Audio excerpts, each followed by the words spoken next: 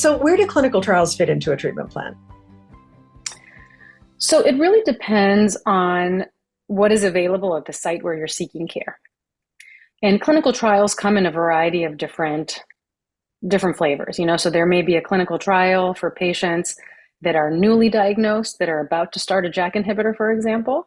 And so if you're a patient that's considering a JAK inhibitor to treat your spleen symptoms or your systemic symptoms, and there happens to be a clinical trial for adding on another medication with the first JAK inhibitor you receive, well, that's a great place to consider a clinical trial. There may also be clinical trials in later lines, meaning, let's say you were treated only with a JAK inhibitor first, but the study that's available at your center is adding another medication to the JAK inhibitor if the JAK inhibitor by itself didn't quite do the trick. There's also other studies, for example, at the time of transplantation, for example, using the JAK inhibitors during transplant. And so really the clinical trials can be relevant at any time during treatment.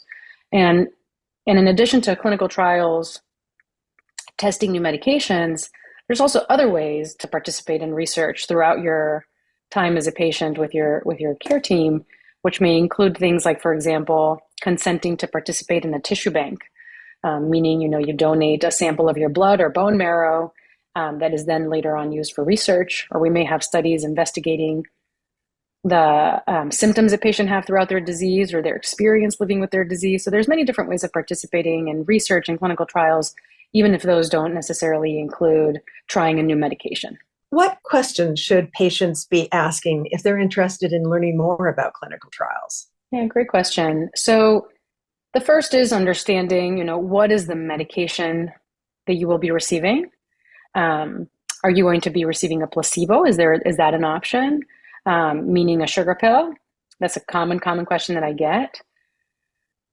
How do you get assigned to different groups? So in one trial, there may be a group that gets one dose, another group that gets another dose, et cetera. And so it'd be important to know, how are you going to get assigned and what are the options potentially for you before you sign up. After that, it's important to know what phase the study is in. So is this a first in human study where your doctor may not be able to tell you a whole lot about what's expected in terms of side effects or safety or toxicity? Or is this a phase 3 study where maybe the trial has been open for many years and there's been many patients that have been enrolled in it already? Or maybe this is a drug that's already been approved for another condition and we're borrowing it for myelofibrosis, for example. And then your care team, can tell you lots of information about the safety and toxicities, et cetera. So having a sense of where the drug is in its development, I think can be very helpful. And then there are some practical things that we sometimes do not spend enough time talking about. So I'm glad to have the space to talk about that here. Participating in a clinical trial takes time.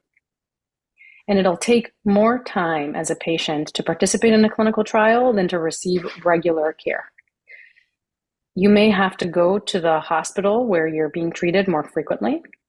If you're somebody that receives kind of virtual care where some of your visits are telehealth and some of them are in person, you need to be aware that you may have more visits that are in person because the clinical trial procedure requires that certain labs or tests, et cetera, be done in the facility, not anywhere else.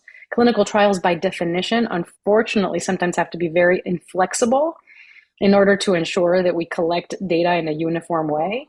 And so just being aware that it may take more time to participate is important. And along those lines, asking if the clinical trial will reimburse you for some of that time.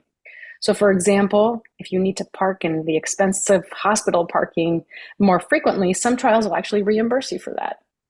Or they may offer a hotel reimbursement if you need to travel from far away and spend a night there. So don't be afraid to ask those things because many times that's built into the clinical trial. So that's an important thing just practically to know. And so asking for a study calendar so you get a sense of how frequently you'll need to be going to the doctor is really important.